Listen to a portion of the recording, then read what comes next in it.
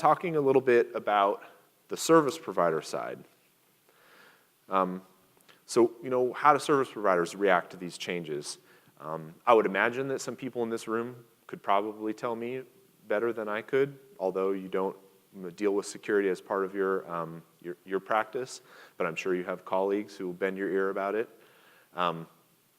If you imagine the enterprise problem, the service provider problem is like the enterprise problem times infinity because of the scale of the networks and the scale of the subscriber bases. But when I talk to providers around the world, things that come up all the time are DDoS mitigation. So denial of service, we thought it was solved. 2007, suddenly it wasn't solved anymore because hackers started moving up the application layer and launching more complex attacks. And they also started building and distributing tools to make it easier for anyone to launch an attack. And then they had botnets available. So if you wanted to launch a big attack, you could rent some botnet space, grab a free tool, pick a target, and launch an attack. So we had this rise in DDoS. When again, we all thought there was one vendor, Arbor Networks. They solved the DDoS problem. No one else needed to worry about it anymore. Done. Absolutely not the case. Service providers are scared to death of DDoS attacks because they're very public, right? When your assets or your customers' assets are attacked, everybody knows about it, and you look terrible. So there's a lot of investment around DDoS right now. Firewalls are integrated security solutions for mobile backhaul networks. If you look at how much mobile backhaul networks have grown in bandwidth and number of connections over the last few years, I don't have the data here, but it's like a 40x increase in capacity based on another study that we did over like the last 3 years. And all of that traffic needs to be protected, not to mention the fact that in LTE, there's an unencrypted hop in the backhaul network. So now there's this, I hadn't had to talk to anyone about IPsec VPN concentrators for nearly a decade. And now all of a sudden, because there's this desire in different parts of the world to encrypt that hop in the backhaul network, we're suddenly talking about a requirement for these, multiple hundreds of thousands or even millions of new IPsec connections in mobile backhaul environments. Protection for mobile devices and users, and protection for mobile infrastructure, and then protection in the data center. And I think these are the two most pervasive topics, and they're the two hardest topics to deal with. In the data center, it's about port speeds, it's about aggregate performance, it's about connections, and then also protecting from new types of threats. And in the mobile world, it's a numbers game. When we look at platforms, it kind of looks like the enterprise space. If you go into a large data center, or go into a service provider network point of presence, you'll find DDoS platforms, firewalls, IPSs, moving into looking at some of these advanced threat protection platforms like sandboxes, but they don't have the scale yet to operate in a service provider environment. Web application firewalls, web and mail security gateways, all of this stuff, but at carrier scale, at millions of users, at millions of concurrent session scale, not at enterprise scale. The core security platform, though, is still the firewall, and that's why Cisco's on top when we look at user perception of vendors, and why any major security vendor that wants to make a splash ultimately has to develop an offering in the firewall space. If any of you have followed the rise of the last FireEye, which was a company called Palo Alto Networks, when they first came out, their box was an application controller. Right? It was we'll identify what applications are on your network and help you control them.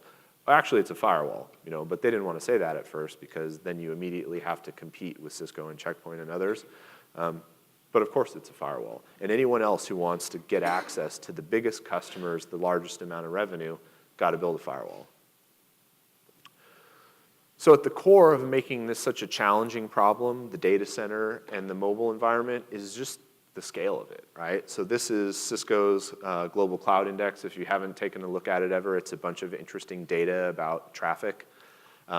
This is zettabytes per year of traffic moving through data centers. 2013, about 3.5. 2017, about 8 zettabytes.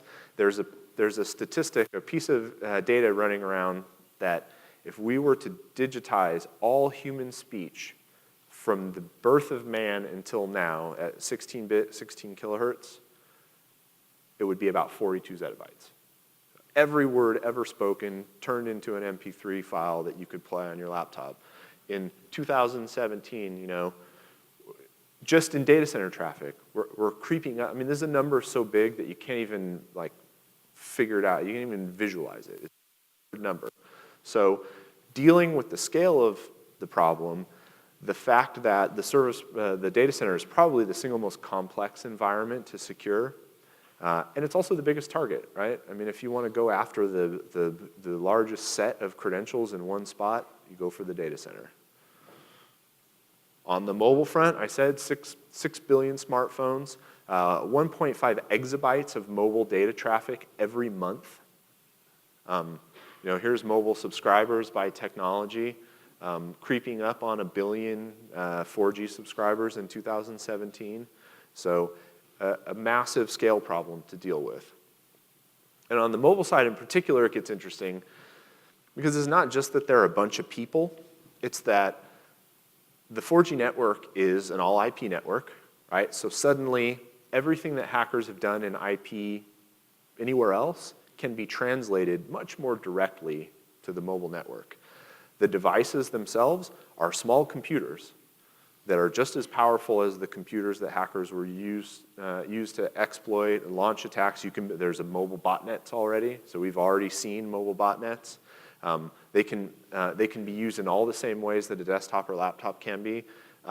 There's obviously more bandwidth, more capacity. You can DDoS from the mobile net. I mean, just the concept of launching a denial of service attack from the mobile network 5 years ago would sound stupid, other than against mobile infrastructure.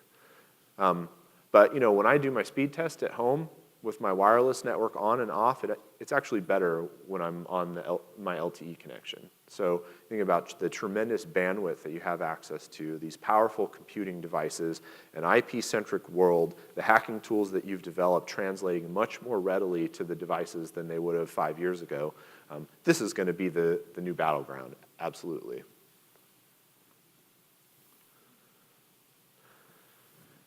And so I think this is interesting. I mean, who talks about email anymore, right? How interesting is email? Did you know that the number of email users globally is still growing, even though we have access to all these other ways to communicate? You know, we can Snapchat, or we can chat on Facebook, or we can direct message on Twitter. The number of total email users globally is still growing. But most interesting, in December of 2013, for the first time ever, over half of all new email opens happened on a mobile device. 51% of email was opened on a smartphone or a tablet in December of 2013. And from an advertising standpoint, and this is something that hackers care greatly about, the average revenue per click, advertisers obviously care about it too, over double on a mobile device than on a desktop. There's an inherent trust that people have in their mobile devices that they have lost in desktops and laptops. We view these as closed environments that are somehow inherently secure. It's that old Mac mindset, right? It's a Mac. No one's building malware for it. I'm safe just because it's a Mac. Honestly, a lot of people feel the same way about their mobile devices.